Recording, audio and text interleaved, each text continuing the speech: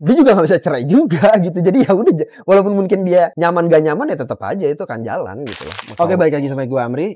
Di chapter Y kali ini kita akan bicara mengenai kehidupan. Jadi disimak aja. Nah, pertanyaannya dari lu nih sekarang kan, gimana?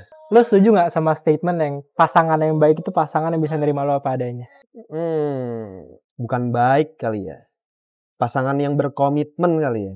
Tapi ini konteksnya nikah ya, bukan pacaran ya. Kalau yang bisa nerima lu apa adanya, kalau gue ngelihatnya ini konteksnya negatif kan. Hal-hal negatifnya dia gitu. Karena kalau positif udah pasti orang mau terima gitu loh. Positifnya.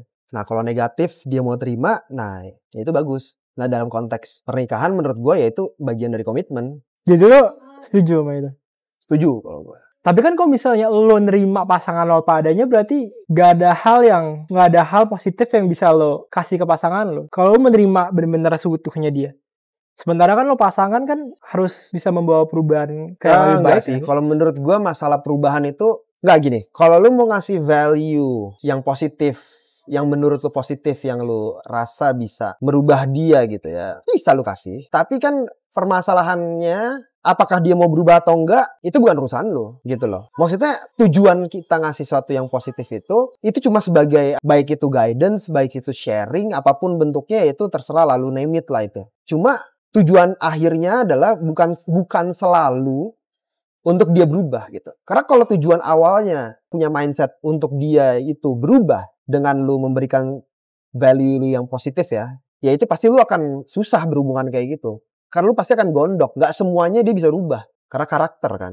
Gitu loh. Kalau misalnya lu ngerasa waktu lu sebelum nikah, terus ada value yang menurut lu atau karakter yang kira-kira, wah ini kayaknya susah nih kalau gue ngerubahnya sekarang. Gue rubahnya nanti deh kalau gue udah nikah. Lu ya enak nih, gue udah punya power nih. Mungkin ini posisinya kalau laki-laki ya. Menurut gue itu pemikiran yang kurang tepat. Karena satu, belum tentu berubah ya. Dan yang kedua, menurut gue mindsetnya udah salah dari awal kalau lu mau ngerubah gitu loh. Karena susah.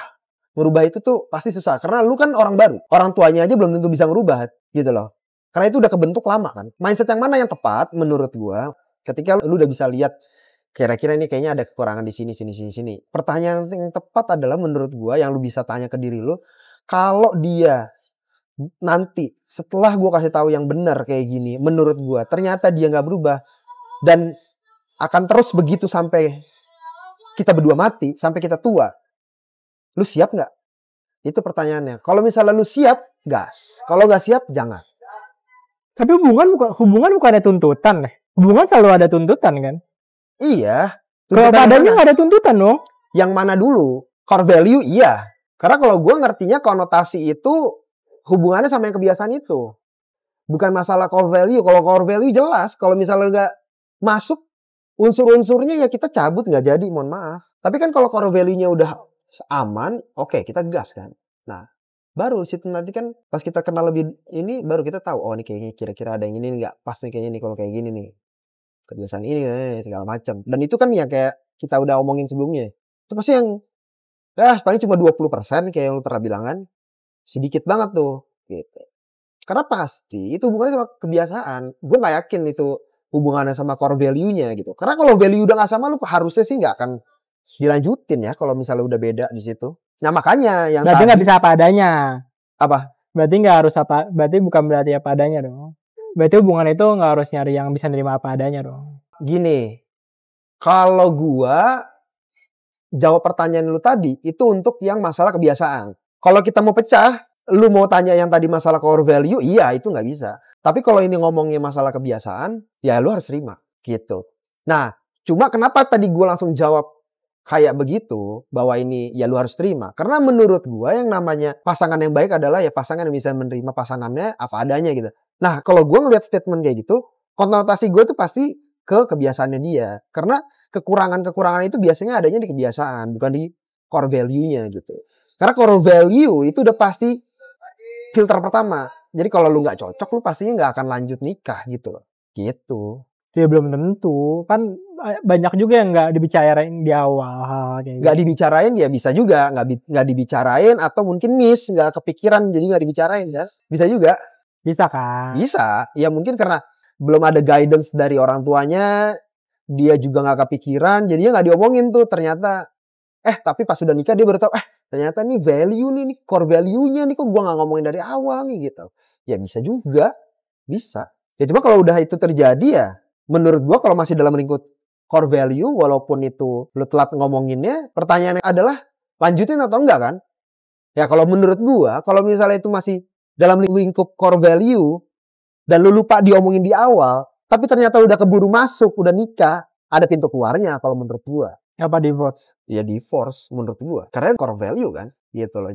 Tetap bisa. Bukan berarti abis itu, gara-gara gue gak ngomongin di awal nih, ternyata masalah core value nih gitu kan. Wah ini prinsip banget nih. Gue baru tahu sekarang lagi. Udah nikah nih. Ya udah deh, gue jalanin deh komitmen. Oh enggak kalau gue. Kalau value nggak bisa kalau kayak gitu. Tapi kan ada juga orang nyari pasangan kayak, kalau misalnya tanya nih, lo mau pasangan yang kayak gimana? Yang pokoknya intinya yang bisa ngerubah gue ke jalan lebih baik deh. Ya makanya tergantung nih ke jalan yang lebih baik. Berarti dia sekarang posisinya apa nih kekurangannya dia nih? Apakah itu termasuk core value-nya kah? Apa itu termasuk kebiasaannya dia? Nah itu dulu tuh harus di back down tuh kalau gue ya. Karena kalau misalnya itu ternyata termasuk dalam core value, nah itu agak susah tuh kalau lu mau ngerubah. Menurut gue ya, karena core value itu harusnya nggak dirubah memang. Itu karena udah akarnya, udah dari dulu dibentuk kayak gitu karakternya. Untuk ngerubah core value orang, itu harus ada kayak bencana gitu loh. Bencana tuh maksudnya kayak musibah gitu. Kayak lu cerai gitu. Orang tua lu mati gitu. Anak lu mati gitu. Baru berubah dia. Tapi kalau nggak ada event besar kayak gitu, nggak susah berubah menurut gue. Kalau hubungannya sama core value ya, itu susah ngerubahnya.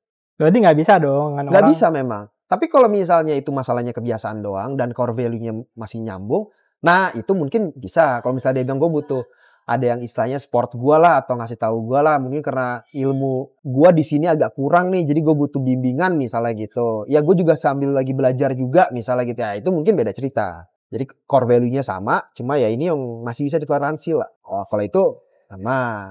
Tapi kan menurut gue orang gak, yang tadi lu bilang, kalau misalnya dia tadi yang dengan statement, gue mau cari pasangan yang bisa, ya pokoknya yang bisa ngerubah gue lebih baik lah gitu. Berarti kan itu ada sesuatu yang negatif. Bukan. Berarti kan dia mengandalkan orang lain untuk merubah dirinya dia. Oke. Gitu kan. Sementara kan yang bisa ngerubah diri lo kan diri lo sendiri gitu. Itu gue setuju. Cuma mungkin yang bisa dilihat kalau misalnya ada orang ini ngomong, mau cari orang yang bisa ngerubah gua gitu misalnya gitu ya. Mungkin yang bisa kita lihat tadi setelah kita assess yang tadi masalah core value-nya, abis itu yang lu bisa assess adalah dia udah ada usaha belum untuk dia ngerubah itu sendiri gitu. Mungkin dia udah belajar gitu misalnya sama siapa atau apapun gitu yang hubungannya sama itu gitu. Tapi kalau misalnya sama sekali nol, gue cuma ngongkang-ngongkang kaki nunggu orang aja ngerubah gue gitu, ya kalau kayak gitu jangan bos. Ya susah dong kalau kayak gitu. Berarti sebenarnya dia juga gak ada keinginan dong. Tapi kalau misalnya dia ada keinginan, harusnya ya, menurut gue secara common sense, dia harusnya juga udah memulai dari dirinya dia sendiri. Apa yang bisa dilakuin untuk berubah, ya dia akan berubah gitu loh. Iya dong, dia pasti akan coba dulu dong, kayak apa kayak gue belajar kayak gitu kan. Saya ngerubah apa sih, misalnya perempuan, misalnya apa gak pakai hijab, ya dia belajar kayak misalnya gitu sebelum ada orang yang, sambil gue nyari orang yang mungkin lebih ngerti gitu misalnya. Ya seenggaknya dia udah belajar, udah nyari reasoningnya kenapa ya Kenapa ya nggak bisa nggak pakai hijab misalnya gitu? Ya dia pasti udah harusnya kalau dia emang niat mau berubah dari dirinya dia sendiri ya dia udah belajar duluan gitu kan. Cuma dia butuh support gitu. Nah itu kan yang baik yang sehat kan begitu. Kalau dia sama sekali ya gue nggak belajar ya itu susah kalau kayak gitu. Apalagi lingkungannya juga mungkin masih kayak gitu, ya susah. Tapi kalau menurut lo yang perbedaan mempersatukan satu hubungan? Menyatukan suatu hubungan. Perbedaan menyatukan satu hubungan. Iya, tapi nggak semua. Perbedaan menyatukan suatu hubungan tuh menurut gue kalau ada karakter-karakter yang ini negatifnya gue bisa ditutupin sama dia. Dia bisa cover itu tuh. Misalnya contoh gampangnya, oh ini yang satu emosian, yang ini orangnya sabar. Yang simple tuh. Terus, nah kalau kayak gitu perbedaan-perbedaan kayak gitu bagus. Tapi yang menurut gue kurang adalah kalau misalnya beda hobi. Harusnya itu menurut gue sama. Jadi enak. Karena lu satu interest kan. Dia suka traveling, lu suka traveling. Dia sukanya main apa? Dia sukanya latihan di gym, dia latihan di gym. Lu juga suka misalnya gitu. Ya hal-hal kayak gitu. Jadi lu bisa ngelakuin interest itu bareng gitu. Bukan yang satu sukanya nonton bioskop, ini gak suka. Yang satu lagi misalnya sukanya ya yang lain kegiatannya. Gue gak suka nonton bioskop. Kalau di nonton bioskop gue gak mau ikut pokoknya. Gue gak tahu deh kalau hobi itu kayaknya gitu. Kayaknya gue selama ngeliat orang kayaknya gak banyak orang yang punya satu hobi yang sama kok suami istri. Gimana? Kalau misalnya tentang hobi ya, harus sama gitu ya. Kayak gue ngeliat orang gak juga. kebanyakan orang udah jalan nikah ya, kayak misalnya cowoknya hobi mobil gitu, otomotif gitu ya. Ya udah, ceweknya udah gitu juga. Beda gitu loh, tapi dia bisa jalan-jalan aja sebenarnya gitu. Ya bisa jalan, gue nggak tahu ya. Gue sih belum pernah ngobrol ya sama orang spesifik mengenai hobi ya. Cuma gue yakin pasti mostly hobinya sama. Dia suka ngopi, istrinya suka ngopi. Harusnya kayak gitu. Kalau menurut gue ya, karena kalau misalnya enggak, bukannya berarti abis itu gara-gara itu cerai ya, bukan. Cuma maksudnya itu nggak enak. Karena bener-bener jadi akhirnya jalan sendiri-sendiri, ngerti nggak lo? Ya terus lu ngapain kegiatan nih kalau jalan sendiri-sendiri? Cuma ngurusin anak, habis itu anaknya udah gede, udah. Terus lu berdua mau ngapain? Yang satu hobi kesini, satu hobi kesini gitu. Kan enggak. Makanya walaupun mungkin beda, memang nggak mungkin exactly sama. Tapi mostly pasti sama. Karena kalau enggak, apa yang menyatukan juga? Jadi, perbedaan perlu. Hal-hal yang tadi, karakter. Tapi kalau misalnya untuk masalah ini, masalah hobi menurut gue itu harusnya sih mostly sama. Walaupun mungkin ada beda-bedanya, iya pasti. Yang satu baca hobinya kalau belajar pakai pakai e-book mungkin atau pakai buku ya. Yang satu lagi harus nonton YouTube misalnya, atau harus visual misalnya, ya misal kayak gitu-gitu gitu. Ya hobi belajarnya begitu.